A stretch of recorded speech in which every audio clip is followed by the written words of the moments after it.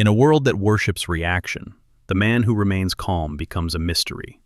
When anger, chaos, or provocation rises, and you don't flinch, people feel something ancient within you: control.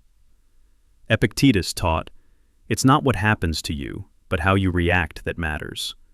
The Stoics believed that composure is true power. When others lose their heads, your calm becomes leadership. When others speak with heat, your silence becomes dominance. And when everyone rushes to act, you pause, think, and strike with precision. That restraint? It commands respect, because it shows mastery, not of others, but of yourself.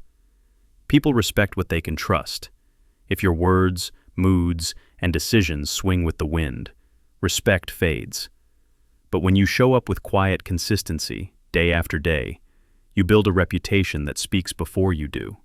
Seneca wrote, "A man is as unhappy as he has convinced himself he is." The same truth applies to discipline. If you tell yourself you'll be reliable and live it, your word becomes your power. Consistency doesn't mean perfection. It means being dependable, even in struggle. That's what others follow. That's what earns respect. Stoics valued silence, because silence reveals who truly has control. When you speak less, people listen more. Every word gains weight. Every sentence lands with purpose. In today's world of endless noise, restraint is rare. You don't need to prove your intelligence with constant talk. You show it through measured speech, through pauses that let others feel your thoughts before they're spoken. Remember, even silence can be commanding when it comes from someone who knows what they're capable of. True respect begins with how you treat others. Stoicism isn't cold detachment. It's emotional intelligence. It's knowing when to speak and when to step back.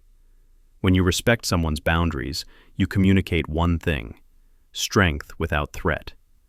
Marcus Aurelius practiced compassion daily, not weakness, but understanding. He knew that respecting others' space built alliances, not enemies. In life, you gain more respect by showing restraint than by forcing your will on others. Nothing destroys respect faster than neediness. The Stoics warned against dependence on others' validation. When you crave approval, you hand away your power. But when you move with purpose, grounded in your own values, people sense something unshakable in you. Epictetus wrote, "If you wish to be loved, love wisdom." That means respect yourself first, live with integrity, and the world will mirror it back to you. You don't chase attention, you attract it, through peace, presence, and principle. When you know what you stand for, no storm can move you. The Stoics didn't bend for popularity or fear. They held to virtue, truth, justice, courage, and wisdom.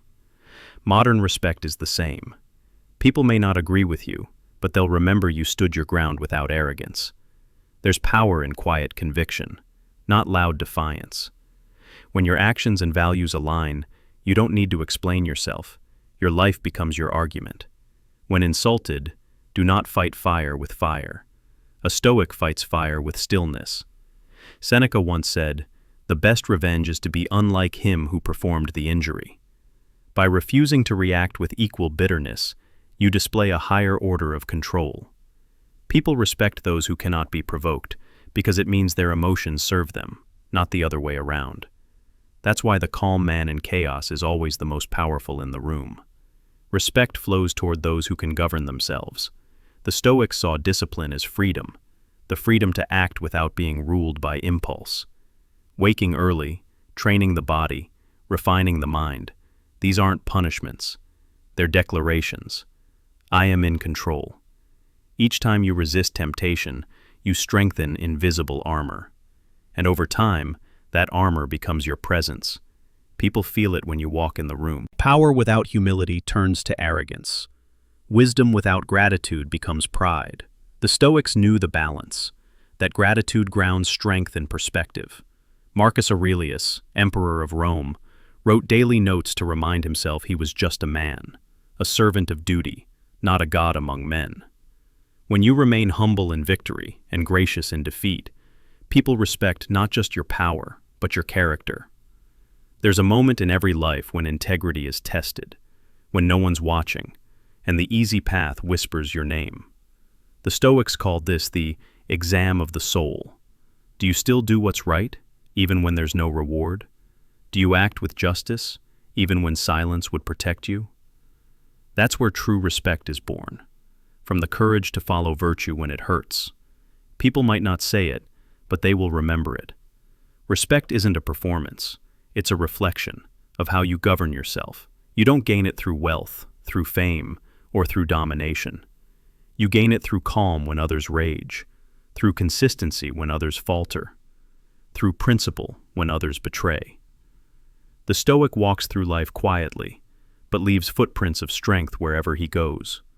So remember this: you don't demand respect. You become the kind of person who naturally earns it, through action, presence, and self-mastery. Walk your path with discipline, speak less, mean more, and hold yourself with the quiet power of the Stoic. Because in the end, the greatest respect you can earn is your own.